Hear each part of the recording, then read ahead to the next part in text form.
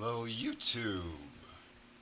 It's early today, May something 2015. Basically what this video is going to be, it's going to be an updated version of my custom controllers. I haven't been on for quite a while, but I'm going to go ahead and attempt to show you the new technology or the new additions that I've added to my controllers. Now here is what I would call an animal type controller. Here I've added the PlayStation 3 thumbsticks, my own custom paint job, as you can see. And here's the interesting part. In the back, you may have noticed I've added this button. There's a smaller scene button here. There used to be one here, but I took it out. And there's also a button here. Now, what these buttons do is they're basically remap buttons. I've mapped these buttons to the back for my Call of Duty play. I've also added trigger stops on the controller to stop the depression all the way so I can, get a quicker shot. I've also added these little trigger precision controls. You can use your T8 to control that there, just to get a more sensitive controller.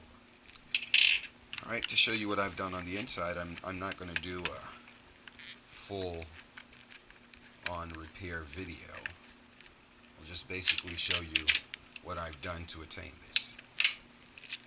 First off, to make the controller lighter, I took the vibrators out. I've hollowed out this portion of the controller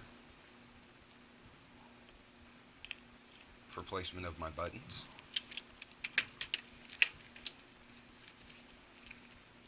This is the wiring. Basically drilled a hole here, drilled two other holes of different sizes in order to fit the particular tack switches that I put in. I then ran a wire from said tack switch to the corresponding buttons that I need it to react as. Now, in order to get this done here, basically all you would do is you'd scratch off a small portion of the button here, just enough to expose the copper.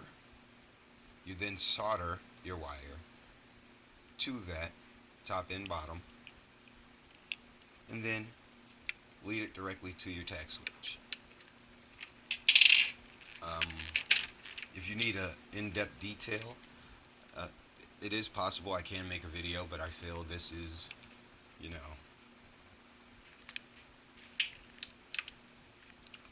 I've also done another controller separate from this one, the one I currently play on.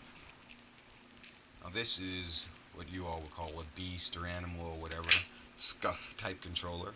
This is all custom.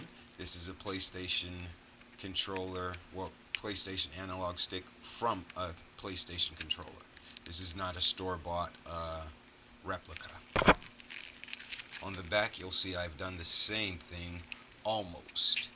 With the buttons I have the two large tack switches, and then if you look closer I have the two smaller ones. Now what these do is it's basically every ABXY button just remapped to the back. Same trigger guards, same precision trigger control. And what I did here is I basically just drilled a hole right in here. I don't know if you can see. Look closely. Right there.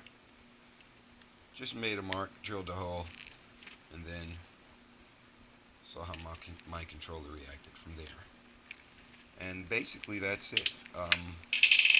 So we have the animal. I mean, I really love the addition of all four buttons on there. It does help you out quite a lot. This is the one I must complete for my daughter. Okay, we've seen that one. I've also went ahead and I've made the same adjustments to a wired controller. And these actually are more responsive. I'm finding that, oh yeah, I did not add the larger buttons. To me, they're more, these smaller ones, these smaller tack switches, the 9mm, they're a little more responsive than the larger ones.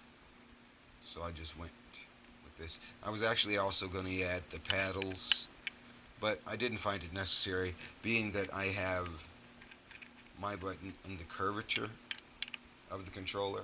There's not really a placement for a button there. Excuse me, for a paddle there. And this one I went the opposite way. I added two larger buttons, and I left these buttons here with enough room for me to add paddles later.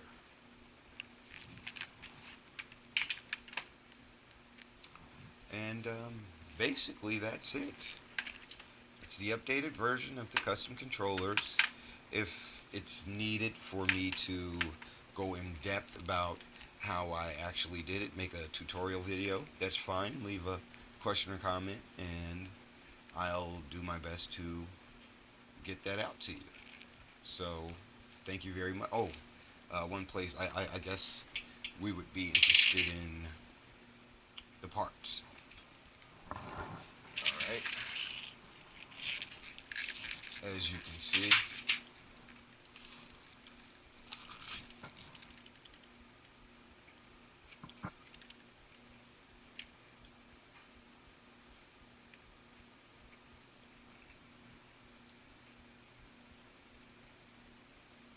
All right, guess we're back. As you can see, I have various parts here. Various stores. Excuse me, getting a little dry. It's early. Got to catch a little sip of the bull. Grab the bull by the horns, you know.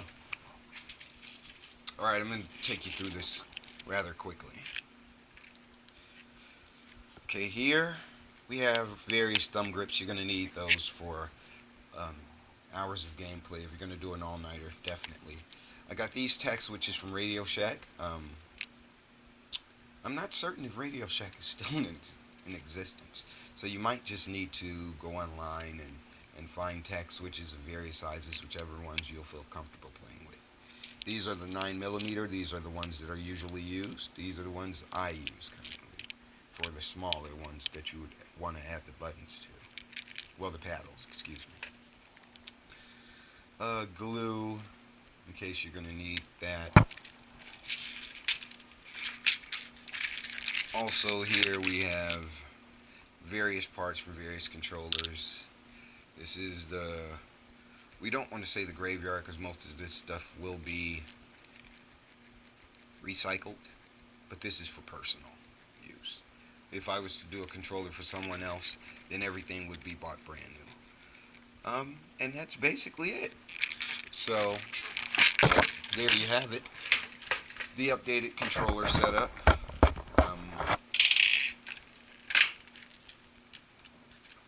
Let's throw that on there real quick, so, you know.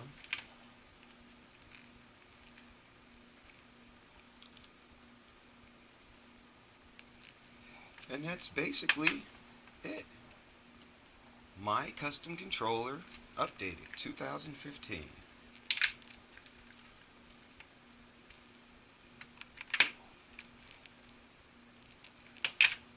He's back. Now, although I haven't made a video of this type in a while, I will be trying to do a little bit more. If you can't catch me on YouTube, you can catch me on Facebook, or you can actually catch me in Call of Duty online. Come see me. It's battle, baby. Or be a teammate. you know? So, as always, good day, love, peace, you know the rest.